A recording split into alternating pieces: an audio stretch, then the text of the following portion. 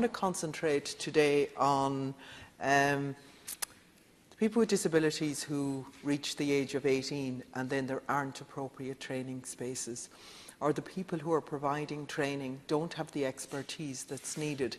And I would talk in particular around people on the autism spectrum. When people or young people are put into situations where the expertise in the training isn't present, it is a dangerous situation, as well as people not being able to fulfill their full potential. So resources need to be there, because parents need to know and individuals need to know when they reach the age of 18 that they're not just left there to fend for themselves. They deserve a training place as much as anybody else. They deserve to fulfill their potential as much as anybody else. I really feel strongly that we as a society are missing out so much around the positive, uniquely positive traits that are rare or non-existent among the neurotypical individuals.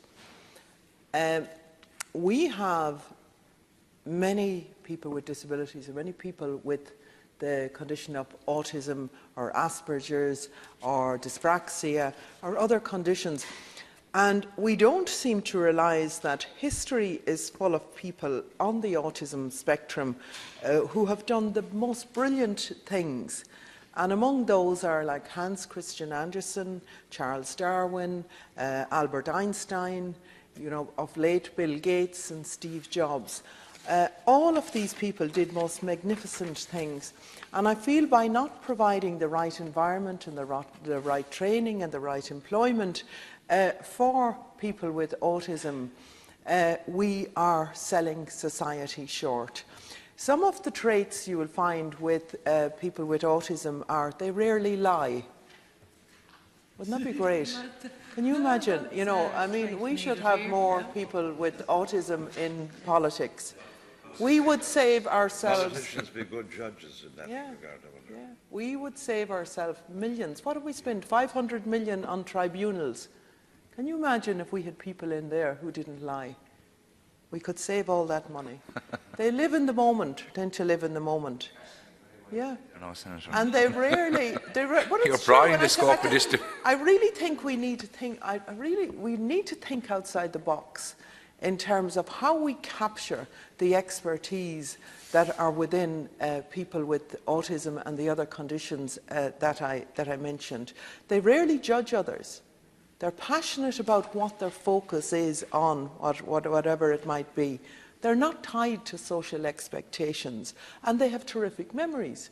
I remember reading there just a couple of weeks ago around one young chap with autism. He could put together a flat pack. Now, I don't know, Minister, have you ever tried to put together a flat pack? But he could actually put together a flat pack furniture without any instructions. Now, just things like that. In terms of artistic value, I have seen, being able to copy the most minute detail in terms of art and all of that. So we don't capitalise on that, and we're using out on the human resources there.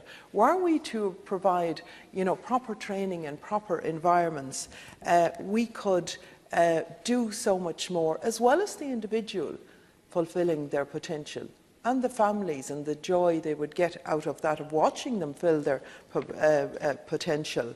The actual value, the monetary value to society, the innovation that we're missing out on because we're not providing the opportunities. Never mind the fact that equality of opportunity should be taken as a given in any society or any republic.